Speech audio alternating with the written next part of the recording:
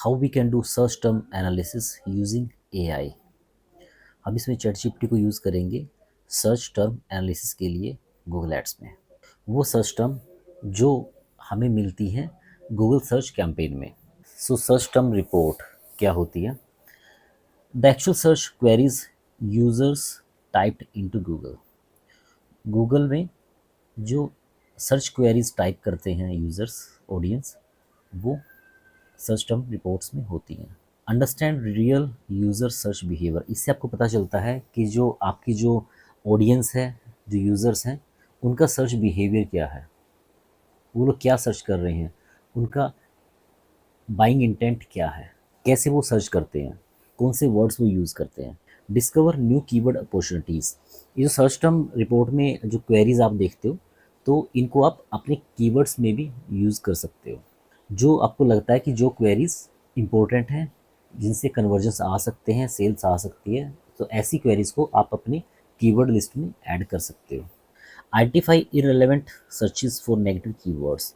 सिर्फ कीवर्ड्स नहीं, आप नेगेटिव कीवर्ड्स में भी कुछ सर्चेस को डाल सकते हो। अगर आपको लगता है कि आपकी ऐड कुछ सर्चेस पे ट्रिगर हुई है लेकिन नहीं होनी चाहिए थी, ओके, कुछ ऐसी सर्चेस हैं जिस पे आप ऐड नहीं शो करना चाह रहे हो, तो ऐसी सर्च क्वेरीज को आप नेगेटिव कीवर्ड लिस्ट में डाल सकते हो।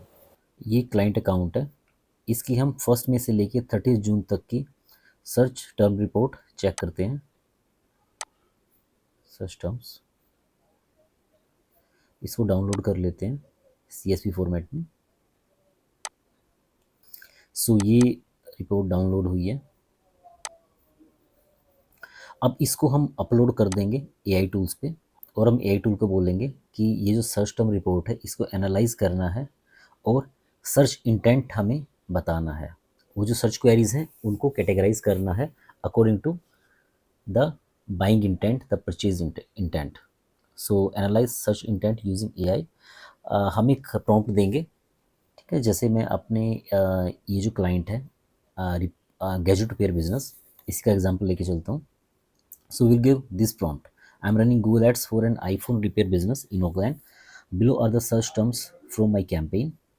Categorize them into high purchase intent, medium intent, low intent, or irrelevant searches. And also explain why you placed each search term in its category. ठीक है, तो हम ये जो हमने CSV फाइल डाउनलोड की थी, इसको हम अपलोड करेंगे AI टूल पे, और हम ये प्रॉम्प्ट देंगे ChatGPT को। सो यहाँ पर मैंने वो प्रॉम्प्ट पेस्ट कर दिया है, और इसको मैं थोड़ा सा मॉडिफाई कर देता हूँ।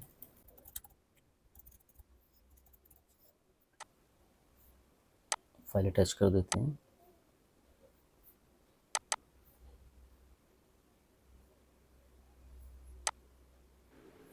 अब देखो, इसने सर्च टर्म्स को कैटेगराइज कर दिया है। हाई परचेज इंटेंट में 29 है, मीडियम इंटेंट में 357 है, लो इंटेंट में 104, इररिलेवेंट सर्चेज में 1367। So there were total 1857 search terms. अब इसने बताया है कि इसने कैसे इनको क्लासीफाइड किया है। सो हाई परचेज इंटेंट में ये बता रहा है कि जो लोग आईफोन रिपेयर रिप्लेसमेंट को डायरेक्ट सर्च कर रहे हैं, एंड उसमें लोकल सिग्नल क्या है, नियर मी, या फिर उस प्लेस का नाम। Like example, iPhone screen repair near me और iPhone repair Oakland. So these are the high intent searches, क्योंकि वहाँ पर जो यूज़र है डायरेक्टली सर्च कर रहा है कि उसको स्क्रीन रिपेयर करवानी है and at that particular place. Medium intent, जहाँ पर प्लेस मेंशन नहीं है, नियर मी या उस प्लेस का नाम।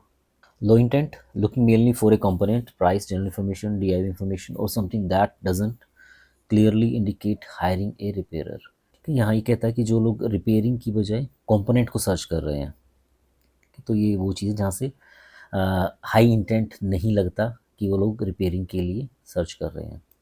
irrelevant searches for Samsung, Dell, MacBook, iPad, TV repair, Surface, Lenovo, etc., rather than an iPhone repair services.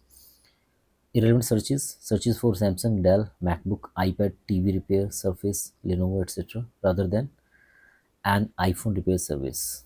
So irrelevant searches हैं जिसमें लोग इन कंपनीज की आइटम्स को सर्च कर रहे हैं, मे बी वो परचेजिंग के लिए, not for the iPhone repair service.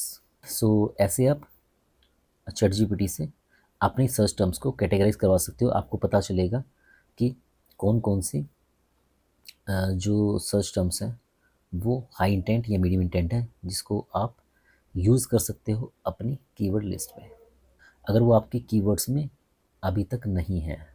और ये लिस्ट आप यहाँ से डाउनलोड कर सकते हो, इसको आप डाउनलोड कर लेना। सो ये मीडियम इंटेंट और हाई इंटेंट सर्च टर्म्स हैं, जिनमें से आप कुछ को ऐड कर सकते हो जो आपको लगे कि ऑलरेडी आपकी कीवर्ड लिस्ट में नहीं है और वो होनी चाहिए। अब हम AI टूल को कहेंगे to identify new keyword opportunities. Which of these search terms should be added as keywords to improve campaign performance. अभी उसने जो हमारी सर्च टर्म्स को कैटेगराइज करके दिया है हाई इंटेंट में, मीडियम इंटेंट में और लो इंटेंट में, अब हम उससे पूछ रहे हैं कि इनमें से कौन सी सर्च टर्म्स को हम यूज़ करें फॉर इम्प्रूविंग कैंपेन परफॉर्मेंस। तो हम उसको एक नया प्रॉम्प्ट देते हैं। तो यहाँ पर मैं इसको नया प्रॉम्प्ट देता हूँ, which of this search terms should be added as keywords to improve campaign performance. It is saying yes, but I wouldn't add all 386 high medium intent queries as keywords. That would create unnecessary fragmentation. For this campaign, I would use the search term report to build a tight keyword structure around the actual services people are searching for, especially the terms that already produced conversions. So इसने ये search term बताई हैं कि जिनको ये recommend कर रहा है कि इनको एज कीवर्ड यूज़ करो। अब आपको चेक करना है क्या आपके कैंपेन में जो ऑलरेडी कीवर्ड्स आपने यूज़ किए हैं क्या वो इन सर्च टर्म को कवर कर रहे हैं। ओके, सपोज आपने फ्रेज मैच कीवर्ड लिया है कोई, लाइक आईफोन स्क्रीन रिपेयर, अगर वो फ्रेज मैच में है तो वो इसको भी कवर करेगा। बाकी कहाँ जहाँ पर प्लेस का नाम है उसमें सर्च टर्म में, तो उसको भी वो कवर करेगा। तो आपको चेक करना है डुप्लीकेसी ना करके, अगर आपका फ्रेज मैच है तो वो काफ़ी सारे बाकी कीवर्ड्स को भी कवर कर लेता है, तो वो आपको पहले चेक करना पड़ेगा। कीवर्ड्स का ट्यूटोरियल अगर आपने नहीं चेक किया है तो उसका लिंक मैं ऊपर शेयर कर देता हूँ, आप उसको भी देख सकते हो। ऑल्सो आपको अगर कोई नया कीवर्ड है जो आपने ऐड नहीं कर रखा और आप उसको ऐड करना चाह रहे हो, तो पहले आप उसको वैलिडेट करना पड़ेगा कीवर्ड प्लानर में।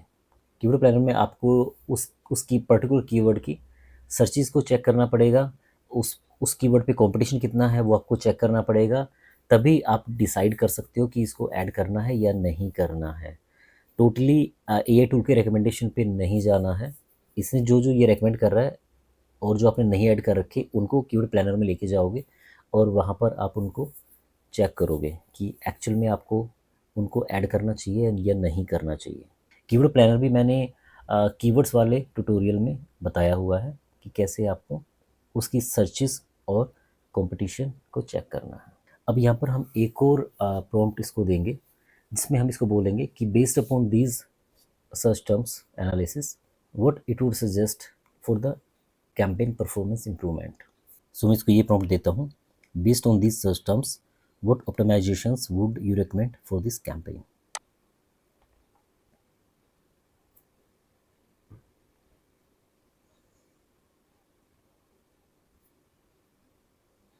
तो ये कुछ रिकमेंडेशन दे रहा है, tighten the campaign around iPhone, add negative keywords aggressively, कुछ इसने हमें नेगेटिव कीवर्ड भी दिए हैं, but don't blindly exclude everything converting non iPhone query, separate screen battery and general repair. ये कह रहा है इनके अलग अलग एड ग्रुप आप बनाओ, स्क्रीन का, बैटरी का और general repair.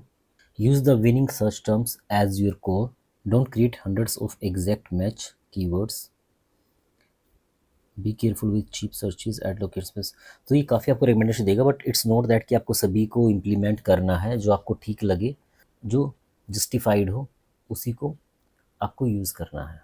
Now there is an important takeaway, AI can analyze hundreds of search terms in seconds, but you should all AI can analyze hundreds of search terms in seconds, but you should always verify its recommendations before making changes to your campaigns. तो आपको जैसे मैंने कहा है already पहले आपको ये verify करना है, उसके बाद ही कीवर्ड्स को ऐड करना है। सो जैसे मैंने पहले कहा है कि आपको ब्लाइंडली ट्रस्ट नहीं करना है, ये जो रिकमेंड कर रहा है आपको उसको पहले वेरीफाई करोगे, और आपको जो लगेगा कि ये सर्च टर्म्स आपको कीवर्ड्स लिस्ट में ऐड करनी चाहिए, उन्हीं को ऐड करना है। So this all about search term report analysis using AI. If you have any query, you can write down in the comment section. I'll definitely reply.